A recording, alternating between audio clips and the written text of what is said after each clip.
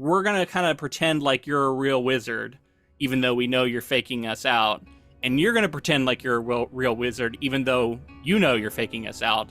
And there's this like shared delusion that we can kind of all participate in because it's fun. And that's the whole point of us being here. And there's a little bit of that going on in the art, right? In the book and in the film. And I think that's what drew Christopher Nolan to it. I think that's what drew Priest to write this book.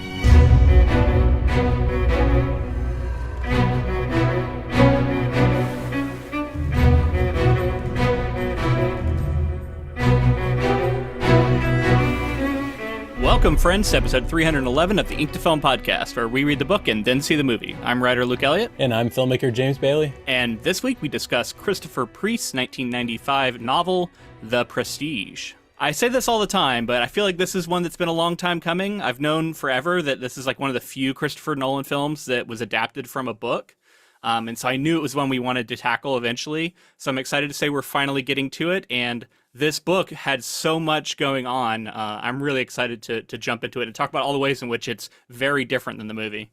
Yeah, I always felt like material that was going to speak to Christopher Nolan was going to be rich and interesting. You know, I've really enjoyed reading this and digging into the story. I also realized that I didn't remember the film as much as I remembered because I kept thinking along the way, was this in the movie? Was it not in the movie? So I'm going to be excited to kind of compare the two this week and next week. Totally. I have seen this movie a couple times, but it has definitely been some years. So thinking back, it's like, yeah, I remember certain big scenes. I remember certain big things happening, a couple of the big reveals. But I don't remember all the nuances. But I can tell you what, the book is definitely different. That much I remember for sure. So we'll talk about some of the ways in which it's different. But the whole purpose of our next episode, where we're going to dive into the film, will be to more, I think, outline those differences and talk about the adaptation process. But I think a lot of people who are probably listening to this have probably seen the film. I think it's safe to say that it's the far more famous version of this story. So I think it's safe to talk about it from that perspective as well. One of the things that I love about the film, and this is a reason why I wanted to cover this for so long, is that, like, you know, this story is about magic and the idea of how a magician or a performer in general can influence an audience, and how, like, there's this whole thing about the prestige in this story. And I always loved looking at the film and thinking about how Christopher Nolan crafted a magic trick of a film that you eventually see, and like getting to see the source material.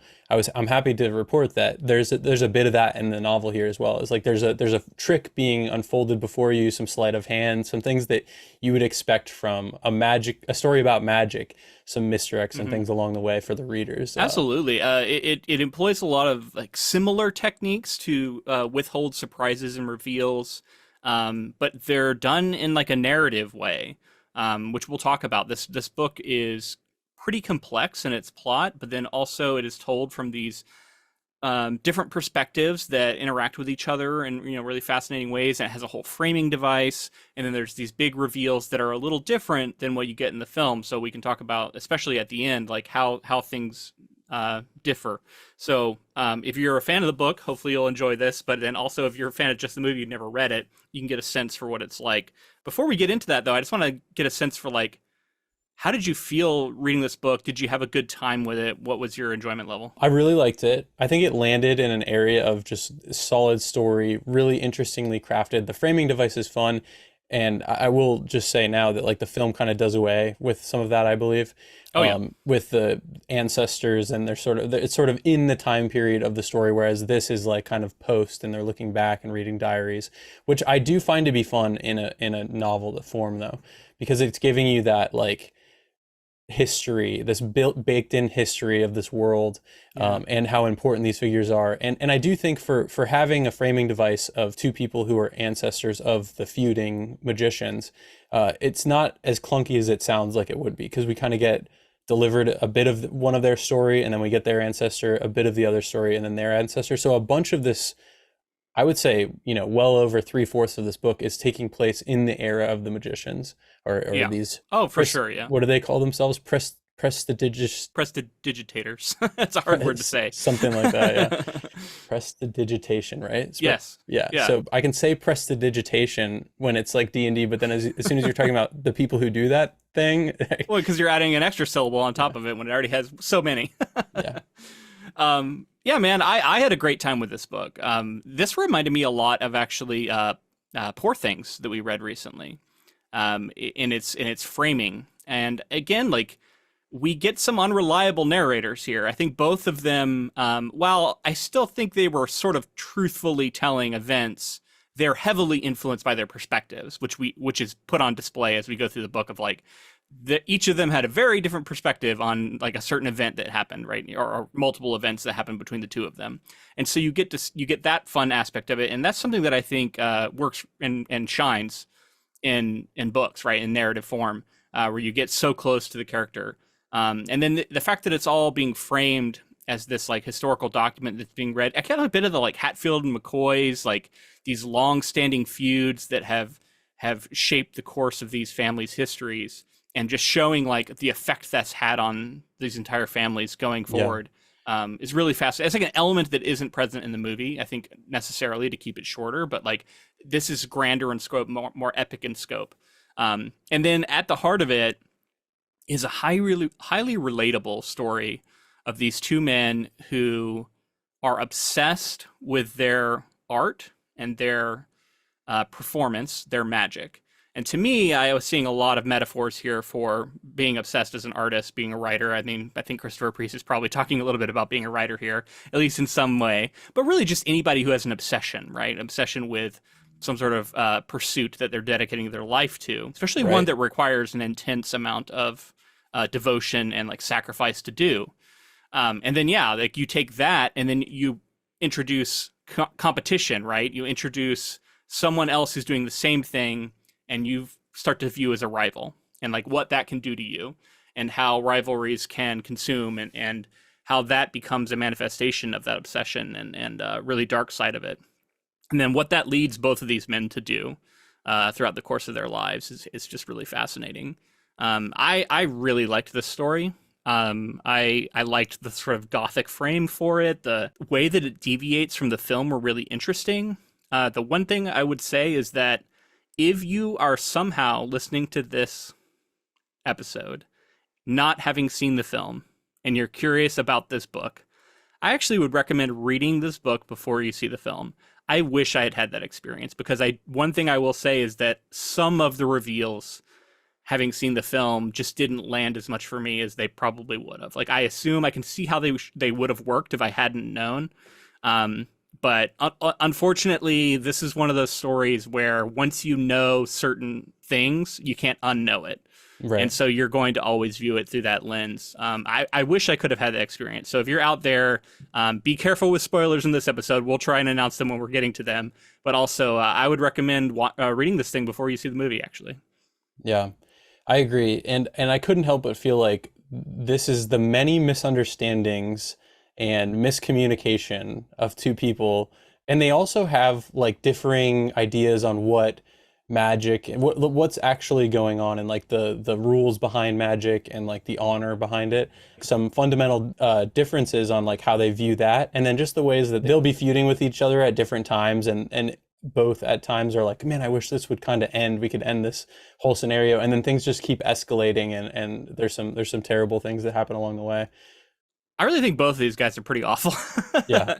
I admire their commitments to their craft, but I think they both are a bit deluded. They've deluded themselves. And, I think the evidence is in their actions, not necessarily what they're saying all the time. Yeah. And you just I see a lot of vanity here. I see a lot of pride, greed, all of those things come into play. And we're getting these diaries, and I think Priest does a great job of like convincingly writing these characters who are, of course, going to cast themselves in the most positive light possible when they're recounting events. And they'll admit like, oh, I should have done this thing differently, but like they'll never like touch on the major thing that they're like missing that they should have done. I don't know. It was really cleverly done. I think it's a really well written book. And RIP, by the way, to Christopher Priest. He actually died this year in February. Wow. I remember seeing people posting about it. And I was like, oh, dang, I know we wanted to cover that book, so I was a little disappointed that we didn't cover it while he was still alive. But, in his memory, I think it's cool to get to it. Yeah, definitely RIP to this author. I wanted to talk about early on, you mentioned like the dedication to their craft. Early on, there's a story that's told about this other magician that one of them is, or illusionist, as yeah. as they're named multiple times. They're talking about another illusionist, and this person lives their life in service of their trick or of their prestige.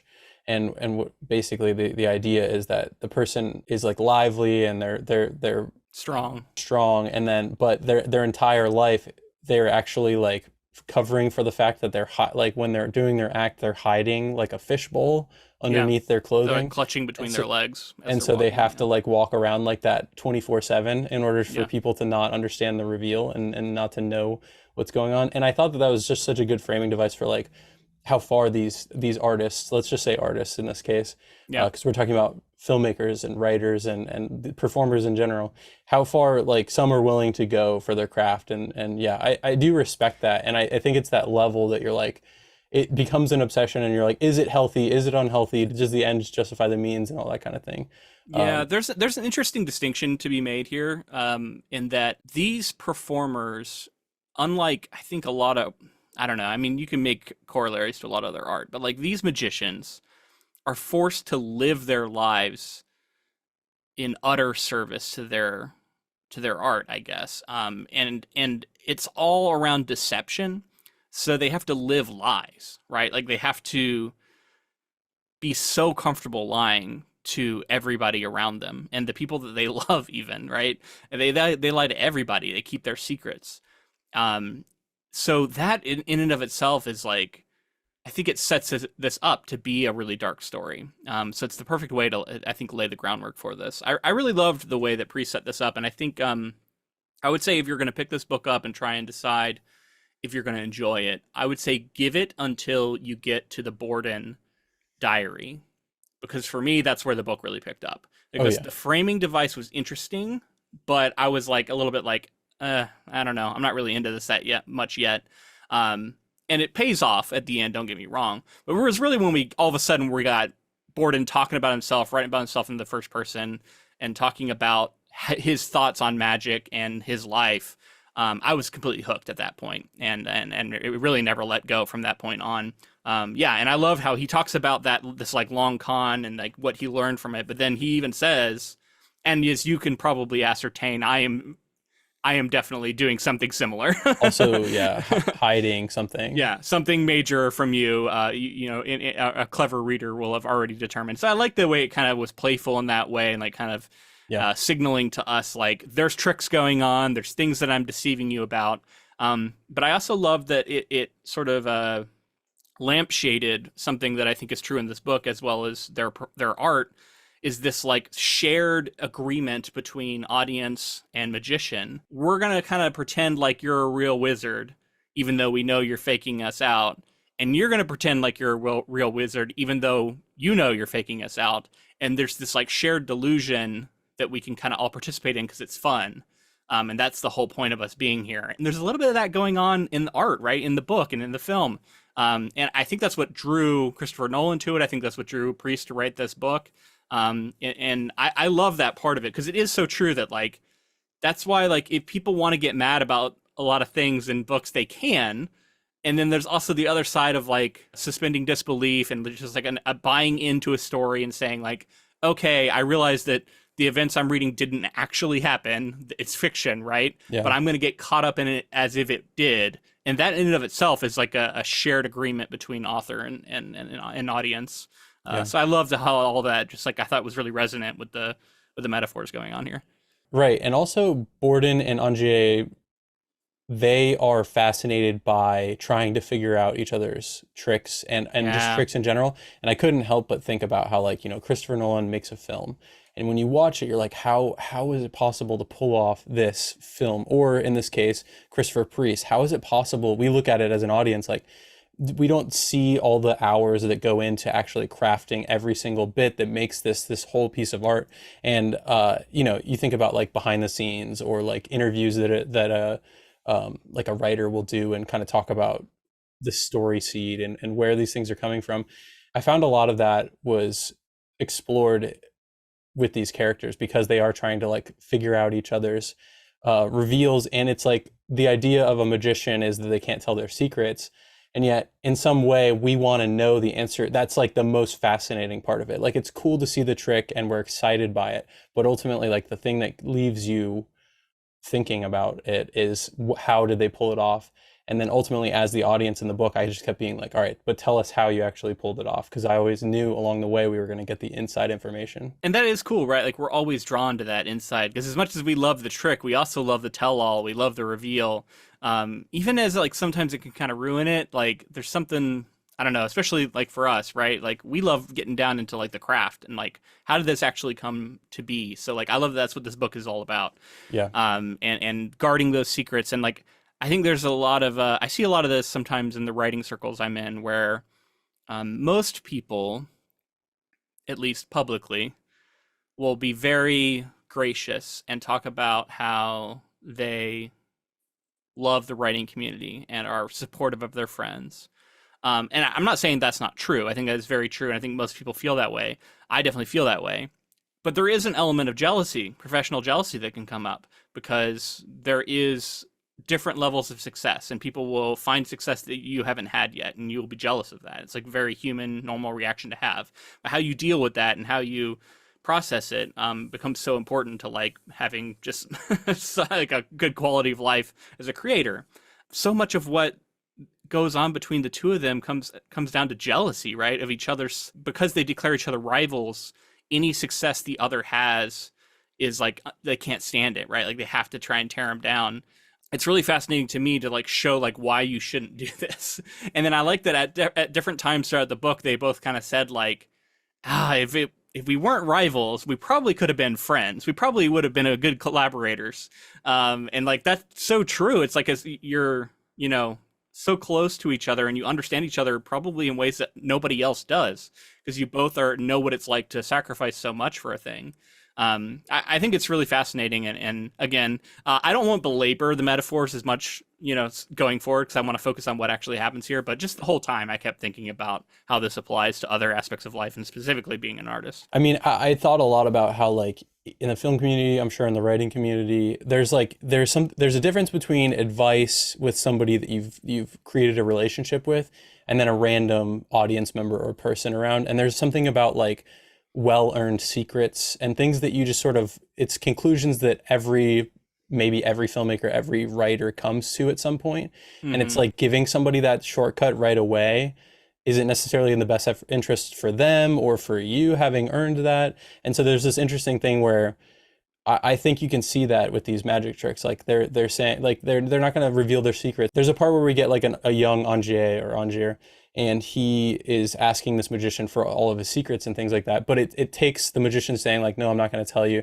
And then he goes and finds a book about magic and he starts doing the research and he starts putting in the time to actually learn how to do the tricks. And then you're kind of invited into, not that it's like gatekeeping, but it's more so just like you've earned your stripes and you're a part of that group in a like sort of earned way. Yeah, it's interesting, man, because I tend to just kind of like, I don't think there's a lot of secrets in the writing world. Maybe that's not true, but like, I feel like a lot of people share freely, you know, what they're doing.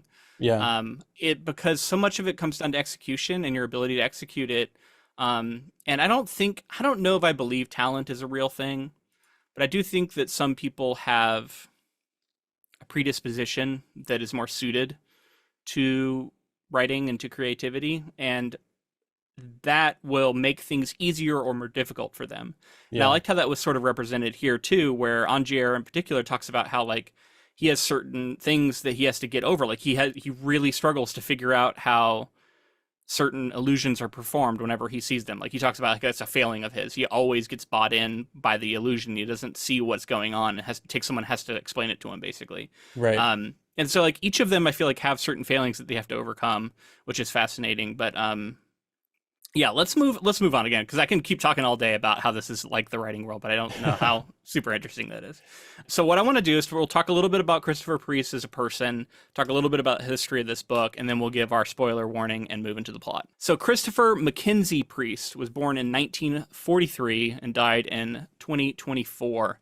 He was a British novelist and science fiction writer. His works include Fugue for a Darkening Island, The Inverted World, The Affirmation, The Glamour, The Prestige, and The Separation, as far as his major novels. Priest was strongly influenced by the science fiction of H.G. Wells, and in 2006 was appointed the vice president of the International H.G. Wells Society. In particular, The Prestige is a 1995 science fiction novel. It's interesting that they call this a sci-fi novel. This is like a funny space within sci-fi. It's kind of like Poor Things being called a sci-fi novel, and it like kind of is. It's very like gothic sci-fi, though, I guess is a way to think of it. I kept getting like borderline horror vibes at times too. For sure, especially towards the end. Exactly, yeah. Yeah.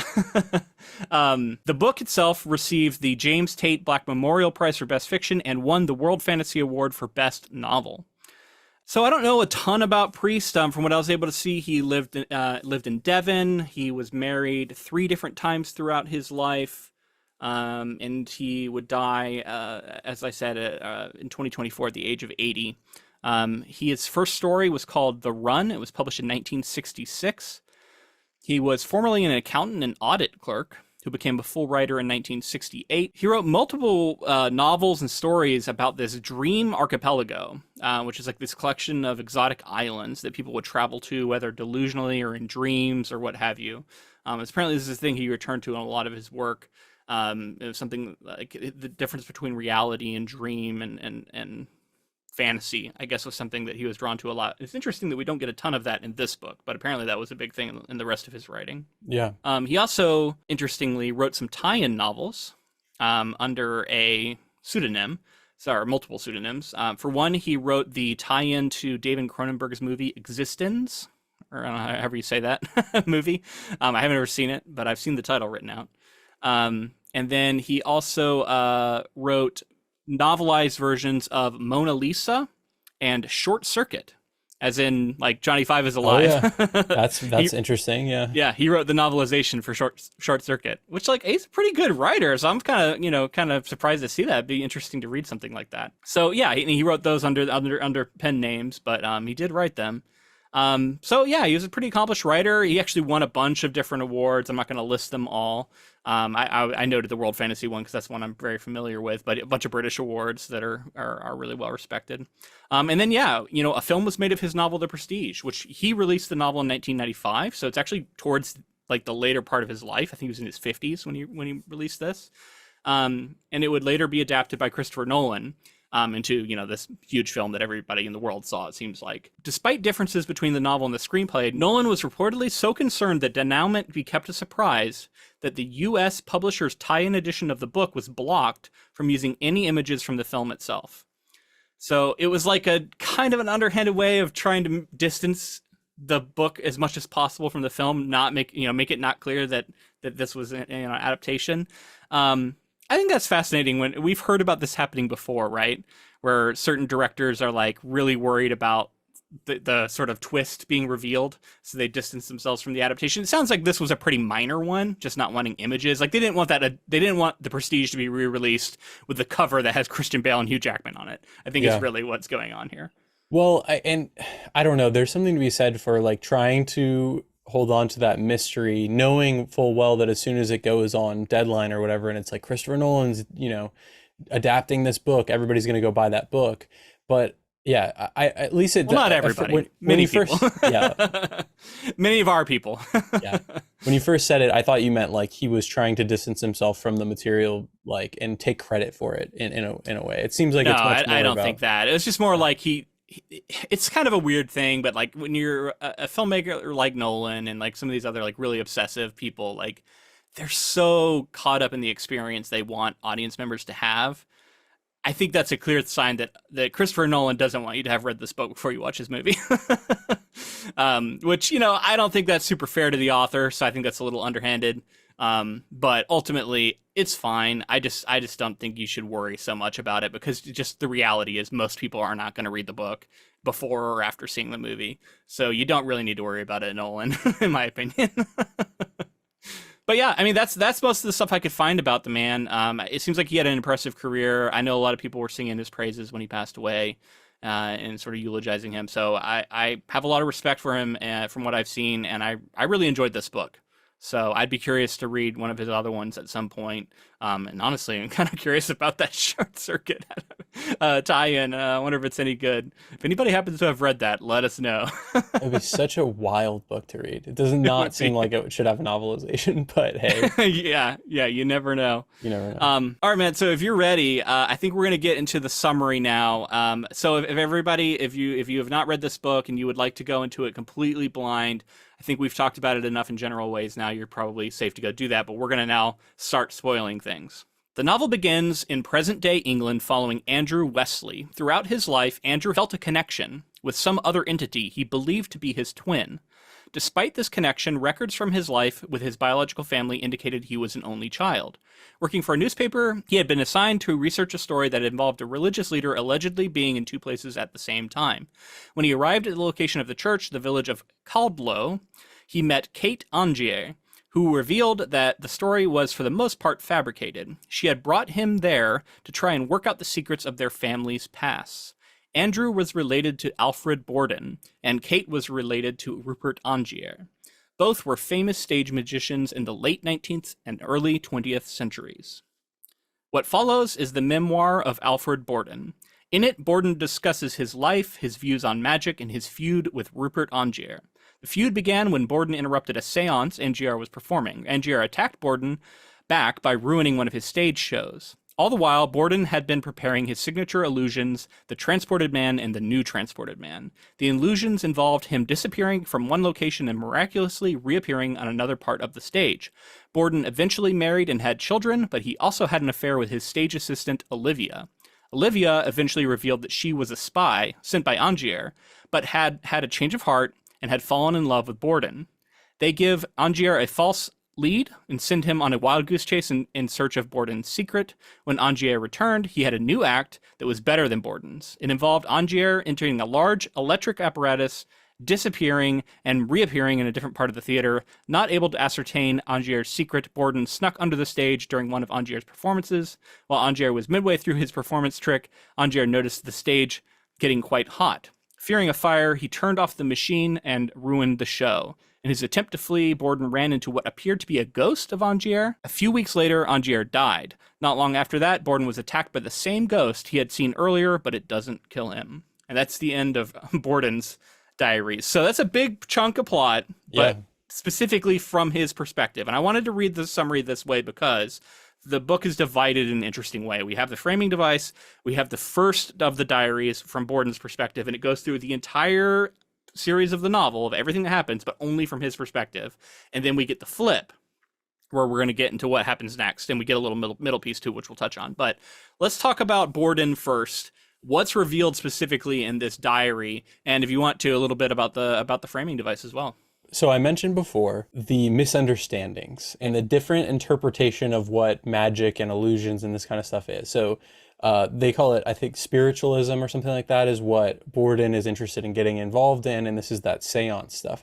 So they're doing sort of a fake seance.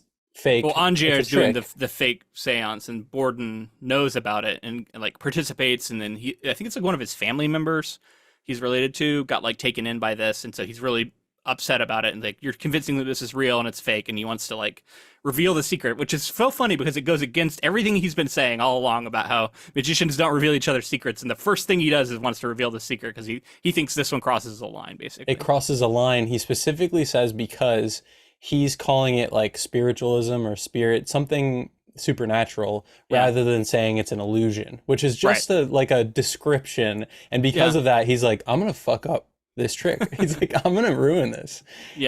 So, and then that is like the cascading effect that leads to all this other stuff that happens. And it's so funny because like he does this thing, he disrupts it, and then he's like, it seems like Angier is like even more upset than he has any right to be, and he comes back at him like even harder, right? And all of a sudden, then it's this escalation, and we don't really know why. We'll get to more why in the next section, but this is just part of it. How like it's only one half of the story. We don't know what's going on the other end of it.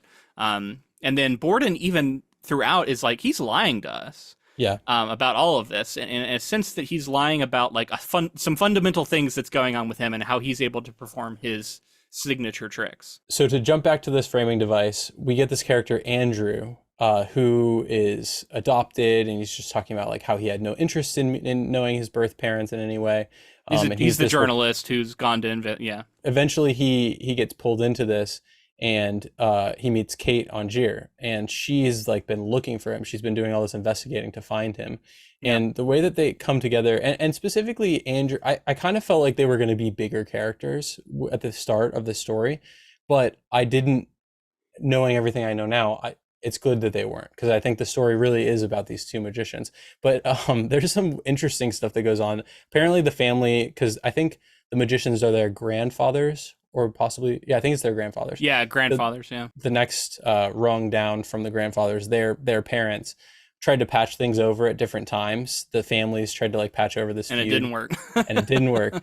But there keeps being this interesting like attraction that's talked about, at least in ways. Multiple times in this book, Priest is using physical attraction and like sexual attraction between characters.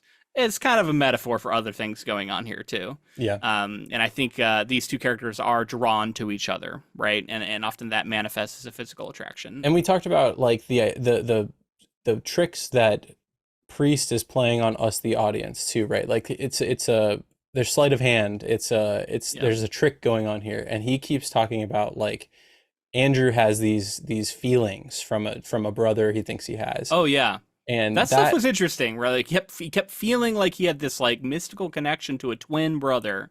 And he talks a lot about how there's these like real phenomena where people like feel, you know, sensations, or they'll feel like emotions coming from their twins. Yep. And he's felt this way his whole life. He's felt like he's had this twin brother. So when he's around Kate, he feels like the brother is communicating with him and saying like, we're on the right track, this is good. Like it gets like really explicit. His brother's like, no, go in that room. Like sometimes it gets like that explicit. It does. You're like, yeah. okay, whoa, this is weird. And that's So why it this kinda definitely feels like borders on like sci fantasy. Like we're getting some kind of magical stuff going on here. Is already. there some other forces at work that are like pushing them together, and maybe in the first place there were forces that were kind of pushing these two magicians against each other? Yeah, I don't know.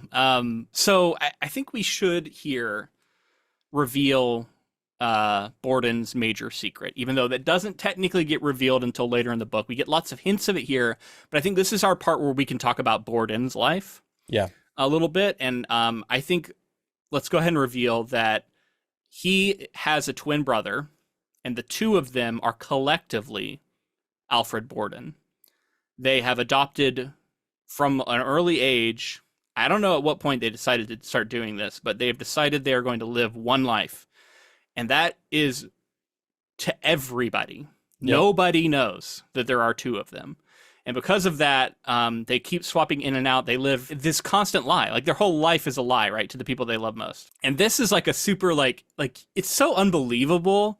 But like he does such a good job of like setting up the idea of like if anybody was going to do it, it'd be a fucking magician. It'd be these people who have this insane like devotion to their art, and they're willing to sacrifice so much that like I guess that's if anybody was going to be able to do it, it would be these two. And because of that, like it's really fascinating because like it makes you want to go back and reread the whole book once you find this out, because you're like, oh, everything's way different now. But I kind of knew this was coming, right? Because this is a thing in the movie, and it was something that I saw coming because there's a lot of references to it, and like when you don't know anything, it's just being kind of coy and playful. But like when you know, you're like, okay, well, that's talking about this thing that I know about, the fact that he has a twin brother. And twins have already been talked about. We just talked about them with this sort of possible shadow twin kind of thing that's giving you messages and stuff. So like there are some of those ideas, but yeah, the reveal of it actually being two people is. I mean, it's kind of mind blowing if you didn't know going in, because and it's cool because he doesn't actually ever reveal it. He doesn't ever reveal his own secret in his diary. It's revealed by Angier, who is like the one outing him. Yeah, which is really fascinating, right? Like he basically took it to the grave, never admitted it. But it shines some light on what happened. Although I don't know, like I was thinking about it, like Olivia is another character we would talk about here. Olivia, this assistant that he has an affair with. Seems like it's such a bad idea when it happens. It's like you're ruining your life, you're ruining your home life. But then I realized that, like, I think again, Priest is using Olivia as like the allure of magic itself, right? Like she is the like quintessential assistant. She's supposed to be like embodying that seductive energy that is supposed to draw the crowd in. And the fact that Borden is drawn to her. It makes total sense. But then the reveals happen that she's like a double agent. She was sent by Angier, but then now she's fallen in love with him. So she has like betrayed both of them Yeah. for one another. And the idea of her being like the art itself and the magic itself that like they're both attracted to, I think holds a lot of weight. But then also, I started thinking about it as a twin, right? Yes. It kind of makes sense that like one of them might have been more into Olivia and one of them might have been more into the wife. But what's interesting is that's not how it breaks down. Nope. And it seems like they don't even know, like they can't even remember for sure who was there for like what events and who was present at different things because they're changing in and out so often. And like both of them are having an affair and both of them are with the wife. It's not one and the other as you might think it would play out. Yeah, it's almost like one of them fell for Olivia and then the other one was like, well, the only way through to navigate this is to live the same life, so to live I have that to be. affair and leave the wife behind. And because like Olivia is then the weak point that might if they did in some way tell, which becomes the thing as she well. She doesn't like, know, like nobody knows. Olivia doesn't know, the wife doesn't know, like nobody knows. It becomes a thing going forward with Angier, like how his story reflects this one as well. He is telling some people his secret throughout the story, like his technology, the way that he's able to pull off some of his tricks. A couple people have to be in the know, and then we kind of see how that builds up and like what that does for him. It becomes a problem, whereas Borden is so guarded with it, doesn't tell anybody. Yep. All right, well, let's move into the next section. We can return to more stuff with Borden, and we can start talking about the ways he sort of intersects with Angier. But I just wanted to get a lot of that stuff out with Borden. He, to me, was the one who had a little bit of a more purist perspective on magic. And it seemed like he really valued the artistry and like the devotion to the craft. Obviously, he's living in a way that shows that. And because of that, I think he often resented where he perceived Angier was like taking shortcuts or not respecting things enough. And he had like a differences of opinion of how to go about doing this the right way. Part of the reason why he went after the séance and like created all this turmoil in the first place is he just felt like he wasn't respecting it correctly. He wasn't calling it what it was, It's clear there's also a background thing that we can talk about is like their upbringing and where they come from are kind of different social statuses. And we're seeing how like Andrew was a kind of an orphan at one point and then was adopted, and then Kate is living this lavish. They have all this wealth and status and all this stuff that ill-gotten gains, as we'll come to find out. Some of it, at least, a lot of it is. Okay, so let's move on a little bit here. The next section of the novel was an account of a traumatic experience Kate Angier had in her early childhood. She and her family were visited by Clive Borden and his 2-year-old son, Nicholas. Clive and Kate's parents seemed to have come together to try and work out a resolution between their families. Things did not go well, and eventually everyone wound up in the basement with a giant electric apparatus. In a fit of anger, Kate's father turned the machine on and threw Nicholas into it. There was a burst of light, the machine shut down, and Nicholas appeared to be lying dead in the center of the machine. Kate could hear crying in another part of the house. Afterwards, Kate began to obsess over her family's secrets. She believed that Andrew was the boy she had seen die in the machine that night. After that comes a recreation of Rupert Angier's diary, recounting many of the events in the Borden's memoir, but from Angier's perspective. When Angier was performing the séance that Borden ruined, Borden shoved one of Angier's assistants to the ground. It turns out that the assistant was Angier's pregnant wife, who then had a miscarriage. This began the feud, as well as Angier's obsession with Borden's secret. So that was something that I don't even think Borden ever knew, that he had actually caused that. Yeah, I'm not sure that he did. So again, it's like stuff that is very different from different perspectives, right? Over the years, Angier became quite famous and left his wife for Olivia. When Angier and Olivia's relationship hit a low point, she suggested she go spy on Borden. When she eventually came back, she told him that Borden's trick was made possible by the technology of Nikola Tesla. He then proceeded to travel to Colorado to employ Tesla to build him a machine that would transport him from one part of the theater to another. He eventually realized that he was sent on a wild goose chase, but Tesla succeeded and built the machine. He went back to London and began performing his new trick. Okay, so I'm going to stop the summary here. Let's talk a little bit about Angier here. From early on, his obsession, and then his meeting with Nikola Tesla, which is a really iconic part of the film, and then also of the book as well. Definitely, I can't wait to talk about that in the film. But let's talk about the fact that Angier's pregnant wife had a miscarriage based on this whole séance thing. that repaints everything that we knew from Borden's perspective. And again, we get his version of the events from the diary. And then we move into this, and we realize why Angier reacted the way that he did. We see sort of like why he hounds Borden for the rest of their careers, because that's, I mean, that's taking it to another level, right? Like that's not just like a rivalry thing. It's like there's vengeance there, almost in what he's doing. Yeah, and you can see why things escalate in the way they do, and why to Borden it's like, wow, he's really upset about this, and it's like, well, he has good reason to be. But then like it's so interesting because even Angier kind of knows what he's doing is wrong. But they're just doing it because it's like they need the money, and they've seen that this is a thing that works. And again, he's okay from his perspective doing something that's a little dicey as far as like what you would typically expect from a magician, whereas to Borden that's unacceptable. So that shows one of the slight differences in how they perceive their art, I guess. And again, Angier needed the money, right? Like right. Borden never seemed like he was in it for those reasons. Like he never really had to struggle as much for it. It didn't seem like.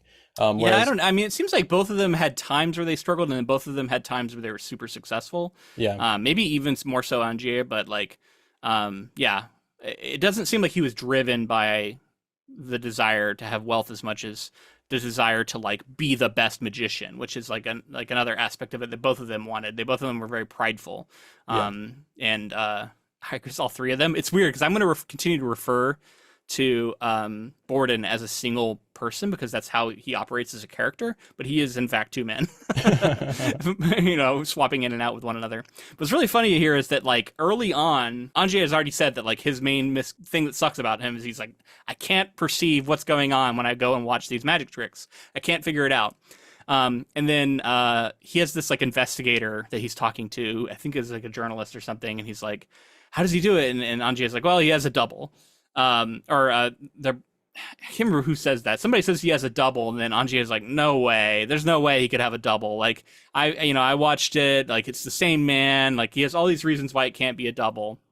Talks himself out of it. And I love that, like, throughout the book, there's all these times where Borden talks about how, like, one of the major reasons that the secrets are hidden is because they're often so obvious or, like, so simple that it's like almost embarrassing to reveal them.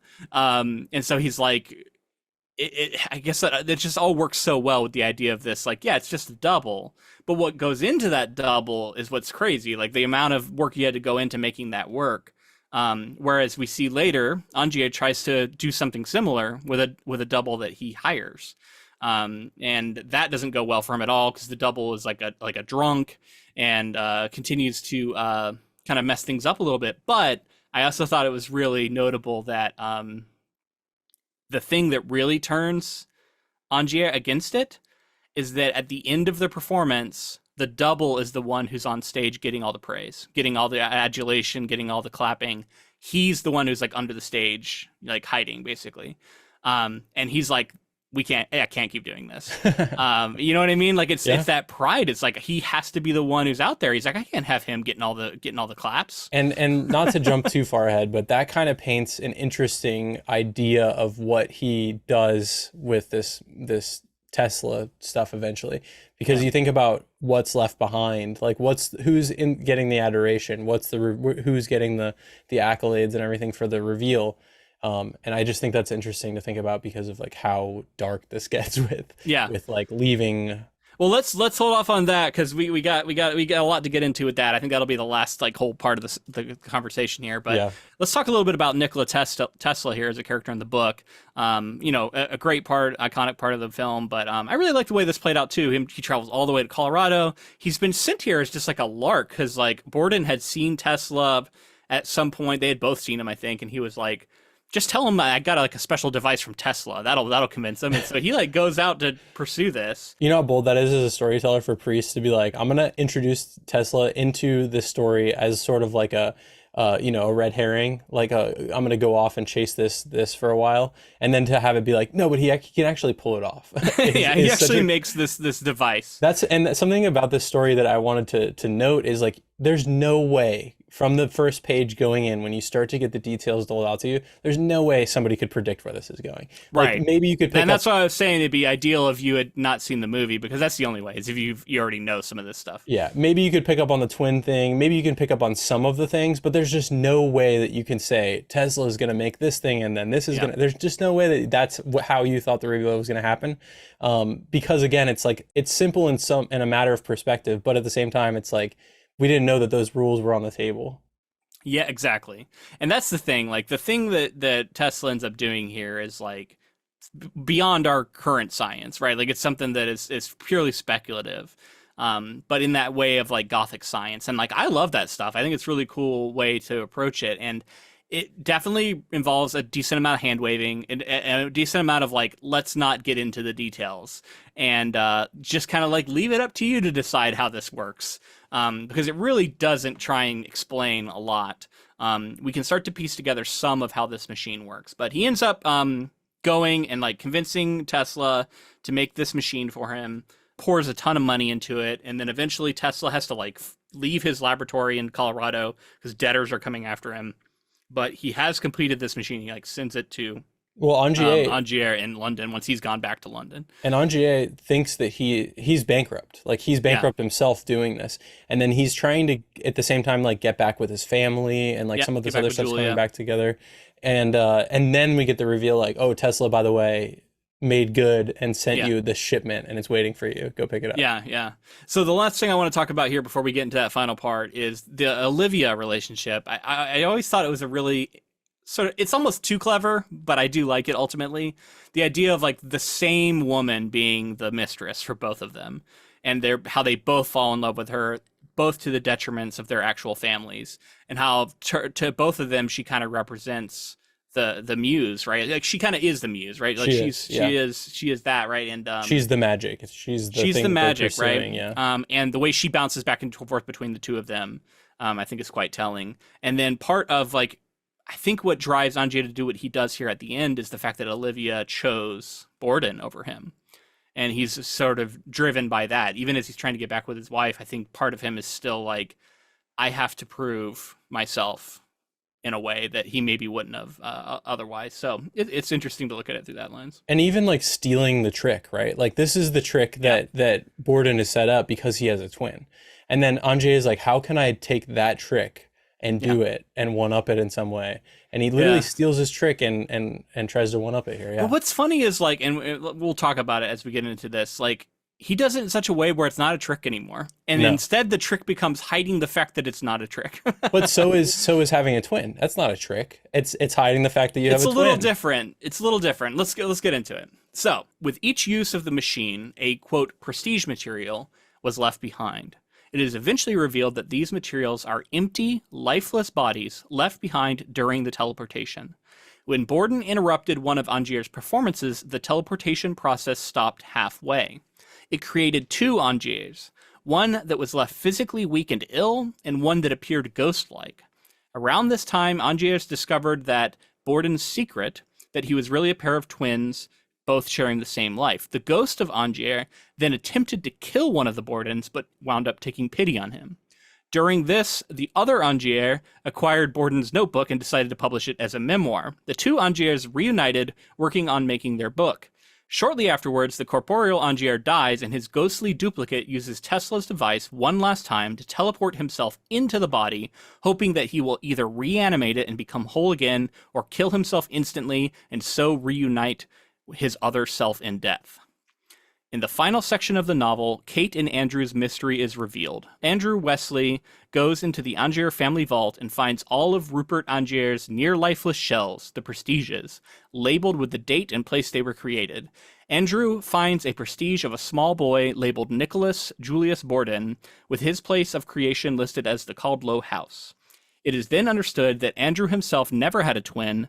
When Kate and Andrew's parents met when they were children, Kate's father had cast the young Nicholas Borden into the Tesla device, rendering the prestige, Nicholas Borden, lifeless on the ground and creating the duplicate who later became Andrew Wesley. Back in the present day, Andrew decided to venture into Angier family crypt Inside, he found the dead body of his 2-year-old self. At that moment, he lost the connection he felt with his twin. He then saw a mysterious figure and ran out of the crypt. Once back in the house, Andrew and Kate watched as the body of Angier left the crypt and walked out into the forest. Creepy. So, that's the creepy part of the end. Yeah. But let's go back. There's a lot there. Let's go back to this device and how it seems to work. So this is one of the ways that I think is pretty different from the movie. I don't remember it exactly, and I'm going to be watching for this, but like the idea of this is fundamentally different, because what seems to be happening here is that when you activate this teleportation device, the Tesla device, your soul, for lack of a better term, is teleported into a new duplicate body, and your original body is now left lifeless. That's what seems to be happening. And the way that is sort of confirmed is by when it goes awry. So the duplicate, which they call prestige material, are these weird lifeless bodies that they collect and they put in this tomb. And what's really odd about them is they don't decompose. They seem to just be like fixed in this state, which is very strange. So let's save like how that differs in the film, but like focus on how it plays out here in the book, because this is really fascinating in and of itself. So if it were to work this way, it does seem to be a teleportation device that just happens to leave, like it creates a whole new body, and it leaves behind this weird double that is soulless. And you have to then find a way to deal with this material. What are you going to do with it? And they decide they're going to hide it. And everything seems to be going okay. Like it's an unpleasant experience at first. Angier talks about, but then he sort of gets addicted to it and he really likes doing it. But then it's really when Borden comes along and fucks it up that we see the danger inherent to this, because it gets sort of interrupted. And because of it, only a portion of this soul, so to speak, is extracted. And now there's this like semi-incorporeal body, basically a ghost. And then what's left is this like weaker, physically like sickly version of Borden who's still in the body. Right. And is now like dying, basically, like very soon after we find out has cancer. And he's like 30% lighter or something. So like it gets really like out there as far as like how the mechanics of this would work. Some of the stuff that I loved about this, I love that he had coins going in his pocket. Even though Tesla was talking like, about don't do the that. Fortune. Don't do that. And so like he's like, in order to multiply his money in that way, he's doing it. And it's just enough change in your pocket and that kind of thing.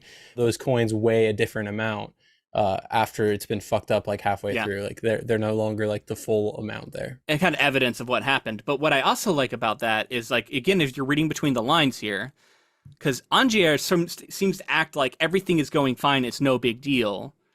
But from Borden's perspective, we know that when he goes to see this performed, even before he's disrupted anything, Angier has like a bad arm now. And like he does appear kind of sickly already before any of this has happened. And so I think the implication is that including these gold coins, the greed of it, is actually fucking with the process a little bit. And every time he's like, some of his like, he's getting a little bit fucked up as he's being produced, this new version of himself. So he's like a copy of a copy kind of thing.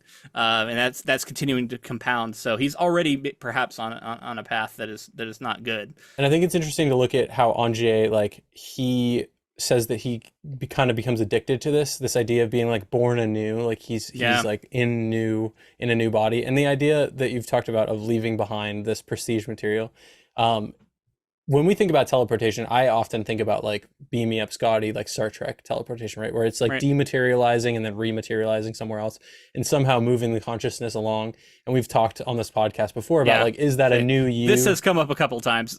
See our coverage of The Fly, I think was where we had a really good conversation about this. So does that, is that you dying and then being reborn again? This seems like it's obvious that like the consciousness is traveling from one body to the other. I think is making it clear that there's some sort of like transference. It even talks about like radiating energy from the original body to the new body. So it is like a movement of consciousness in the book, at least, clearly. Yeah, altered carbon. I think also we've talked about this a little bit. Yeah. Oh yeah, I think you're right. Yeah. Yeah. So seeing how he's handling it in this story, and then obviously like we'll talk about it next week, how the ethics of what he's doing here versus the movie we'll talk about eventually. But yeah, I mean, First of all, would you do this for a trick if you knew? Obviously, it seems like the greed and the coins and the possibly being interrupted can be an issue, but Yeah. No. I think we've talked about how like well because but the thing is like he doesn't know that. right. He'll like you have to do it the first time before you know whether or not that's how it works. All he's seen is like a cat that seems to have survived it, right? And the fact that there's like a dead body left behind and there's a new cat, and that's all you can tell, that's enough for you to be like, yeah, I'll do it. Like, you don't know what's happening there, man. Like, yeah, the book kind of tells us that you were right, but like, you can't know that going in. So there's no way in hell I would do that. I've continued to say I wouldn't even step on a Star Trek teleporter. I would say no to that. Yeah. I think we've also get an interesting perspective here of like what is the nature of the existence of the ghostly figure? You know what I Yeah. mean? Because Oh, it's ghostly, really weird. yeah, because then we're talking about a separate being that's like, has all Frankenstein's monster complex here, where it's like, what am I? What am I Yeah. meant to be? And then we kind of get some of that with our character Andrew, who is revealed to be Nicholas Borden. Kate sees Andrew, Nicholas Borden, thrown in, and she thinks she sees a kid die because her Yeah. dad like murders this kid, It's like, throwing holy him shit, in. my dad murdered a 2-year-old when Yeah. I was a kid. Yeah. And then what Nicholas or Andrew has to like deal with is being like, oh, I'm a copy here. Like I'm Yeah. not, I'm a further version. And this is also further evidence that not everything is as it seems, because he has been feeling this connection to a twin brother who seems to like explicitly talk to him at Yep. different points in time throughout this book, which means these lifeless bodies are not as lifeless as they have been told to us to be. Like, Yep. there's clearly still something going on there if you have this connection and you're communicating with it in some way. Or is that trauma Well, sure. manifested? I mean, like maybe it's not Yeah. actually happening, but it seems like there are times where it's like something's going on. Like he's It getting does seem some that, sort yeah. of magical like direction of like, no, go through that door. Like literally, it gets that explicit at times. And in introducing this Tesla teleportation device, that's the realism kind of going out the window there a Yeah. bit as well. And then obviously we're seeing like a very old Angier still alive at the end of the story that like hobbles off into the darkness. Yeah, so let's talk about that. So there's multiple parts to this that I absolutely loved. I love the idea of this ghost. After the physical Angier has died, he's sort of left to just linger, and he comes up with this plan to use the device again to teleport himself back into the dead body. And he says, like, most likely this will just be death and we'll be reunited in death, but maybe we won't be. And I'll be able to, like, get up out of my coffin and we'll be restored. We'll be one once again. So that becomes his plan. He's like, and I'm going to do it. And then, like, we leave that and we go to the future, right? And then we see this really creepy sequence where Andrew's in the vaults, and he's found his 2-year-old former self, the evidence of that. But then he sees this version of Angier like coming after him, and he's this like creepy figure. He flees from it, and they both like are like huddled together watching him as he just like walks out, and he like walks off into the woods. Like, who knows what he's gonna go do? Because it feels like it's not quite right. Like, he doesn't seem like, I don't think he's fully restored in that way. Like, this is something else now, because No, we've yeah. got a copy of a copy that's been pushed back onto a formerly dead body that was like, this is like a zombie version, right? And we've already established that those bodies don't decay, and so it's like that maybe that's Yeah. where some of that Well, immortality what was is. even left of that original Angier when he got teleported into this body? Yeah. Yeah, unclear. And then like I kept wondering like what happened to then, like when he went into the device as his ghostly self.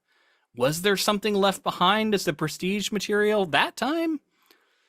I Good don't question. know. Yeah. Yeah. I don't know. Like, again, I have a lot of questions about how like any of this works, but like ultimately, I'm okay sort of hand waving it away. I think the one thing that this book definitely does really well is sort of setting up that like things are going to get a bit magical from the jump. Things are going to get magical in a sense of like, of course, there's the illusions and there's the stage magic, but then we're going to get magical in the way of like supernatural things happening. Yeah. And I like that is sort of telegraphed early on, because it sets me up for it to where I don't feel very betrayed by what is revealed here, because I'm like, okay, we've been sort of setting up that some of this stuff is going to get a bit out there. So I really like that, and I think this final reveal is super creepy. I love how it all comes together, and we get multiple things being revealed at the same time as Andrew is like finding out about himself. And then I don't know. I think that maybe this reunion of Angier into a a single body. It's cool. It's creepy. I'm trying to figure out what exactly it means. Because on the other hand, I do think that like this might represent the end of the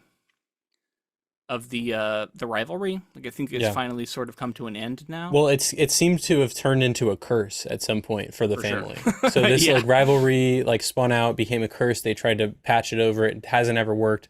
And I think in these like ancestors finally coming to realization and understanding of like kind of all of what went on, it's all out on the table. Yeah, Angier like leaving the ancestral home or whatever, like who knows what that represents as far as like what he's gonna do. But it does kind of feel like a finishing act here of like it's all come back, and it seems like maybe going forward they can I don't know, live some level of normalcy. The Kate and Andrew at least. Yeah, and it seems like maybe they have some sort of romantic attraction to one another. I don't know. It's like something weird where like Andrew had a wife, but then she was like wanted to open up their relationship, and then he doesn't know how to deal with her anymore. I think they're still together. So there's more implications of infidelity going on. Yeah, it's tricky, but I did get an implication that maybe there's some attraction there. All right, so I think we're going to leave it here. I would love to know from people who've read this book, especially in the comments, how do you think it compares to the film? Like, how was your experience reading through this thing? And then also, if you haven't read this book, like, how does it sound? Are you intrigued now? Because this book's pretty intriguing, and I hope more people go and check it out because I think it deserves it. Yeah, I think if you're a fan of the movie, you absolutely should check out the book. It was a lot of fun, and it's different enough to where it's going to keep you guessing. It has a lot more backstory to it. I appreciated it. So if you enjoyed this episode, let us know in the comments, and let us know in the form of a rating and review on whatever app you chose to listen on. If you're not on YouTube, those all tend to help out our episodes, help out our podcast, just get more eyes and ears on it. And be sure to connect with us on social media. We're on Facebook, Twitter, Instagram, Blue Sky, TikTok. We're everywhere. So just keep your eyes peeled. At Ink to Film on all of those. And if you'd like to support this podcast in another way, we have a Patreon, patreon.com/Ink to Film, where we do all kinds of bonus episodes on there. That's where you're going to be able to vote on polls, like our upcoming quarterly poll, which we will be announcing more about as we go forward. Where you can help us, pick what we're going to cover in an upcoming episode, our series of episodes. So if that sounds interesting to you, Patreon's going to be where you want to be. All right, so next week we will be diving into a Christopher Nolan film, which I'm sure is going to have so much to talk about, so much to get into. I'm really, really excited to get into it and to talk about all the ways in which it's different than this really cool book. And honestly, I thought for sure as we were going into this, I was going to be a movie is better person. But I don't know, man. I really enjoyed this book. So I'm going to go into this with an open mind and really just try and see how I feel. Yeah, Christopher Nolan is operating at like a level of filmmaking that like not many people get to. This is in 2005, so it's earlier on in his career, not quite Oppenheimer or Dunkirk, Christopher Nolan yet, but like, I mean, he is one of those meticulous filmmakers. He has a reputation for a reason, and he just makes really fun, really intriguing, well-crafted films. And The Prestige is one that a lot of people love. Like, I hear this one touted a lot as a favorite among his filmography. So I'm excited to get to it. But thank you for listening to the Ink to Film podcast. And until next time, keep adapting.